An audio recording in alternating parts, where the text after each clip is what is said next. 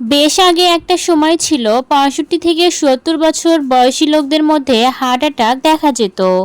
কিন্তু বর্তমানে একটু খেয়াল করলে বুঝতে পারবেন 25 থেকে 30 বছর বয়সী লোকদের মধ্যেও হার্ট অ্যাটাক দেখা দিচ্ছে। গবেষণায় দেখা গেছে 50% হার্ট অ্যাটাক 50 বছরের কম বয়সী লোকদের এবং 25% 40 বছরের কম বয়সী লোকদের দেখা যাচ্ছে। অনেকেই ভেবে থাকেন এই হার্ট অ্যাটাক হঠাৎ করেই হয়ে থাকে, কিন্তু আসলে তা নয়। আপনার শরীর হার্ট অ্যাটাকের লক্ষণগুলো আগে থেকেই বুঝতে পারে এবং 1 মাস আগে থেকে আপনাকে সংকেত দিতে থাকে।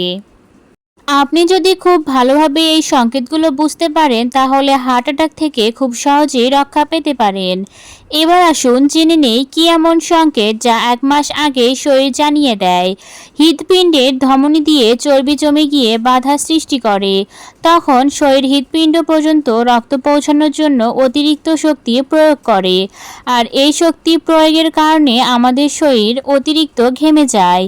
মাঝে মাঝে বুকে ব্যথা হওয়া, নিঃশ্বাস নিতে কষ্ট হওয়া, অস্থিরতা, বুকের ব্যথা হাতে চলে আসা, এই লক্ষণগুলো দেখলে অবহেলা না করে দ্রুত ডাক্তারের পরামর্শ নিন, কারণ এগুলো হার্ট অ্যাটাকের লক্ষণ হতে পারে। হার্ট অ্যাটাকের চিকিৎসা একমাত্র সার্জারির মাধ্যমেই হয়, যা অনেক ঝুঁকিপূর্ণ এবং ব্যয়বহুল। এই রোগ থেকে বাঁচার জন্য হার্টকে সুস্থ রাখা এখন একান্ত জরুরি। এবার জানবো হার্টকে সুস্থ রাখার কিছু উপায়। সবজি, ফলমূল, ডাল এবং বিভিন্ন আঁশযুক্ত খাবার খান। লবণ একদমই চলবে না। নিয়মিত ব্যায়াম করুন, ওজন নিয়ন্ত্রণে রাখুন। কোনো প্রকার গরম না লেগে কোনো কাজকর্ম ছাড়াই যদি আপনার শরীর অতিরিক্ত ঘেমে যায় তাহলে বুঝে নিবেন এটা হার্ট অ্যাটাকের লক্ষণ হতে পারে। এখনই সতর্ক হয়ে যান। হৃৎপিণ্ড যখন শরীরের সব অঙ্গে রক্ত পৌঁছানোর জন্য অধিক শক্তি প্রয়োগ করে তখন শরীরের শিরা ফুলে যায়, শরীরের বেশ কিছু অঙ্গ ফুলে যেতে পারে। এরকম লক্ষণ দেখলে দ্রুত ডাক্তারের পরামর্শ নিন।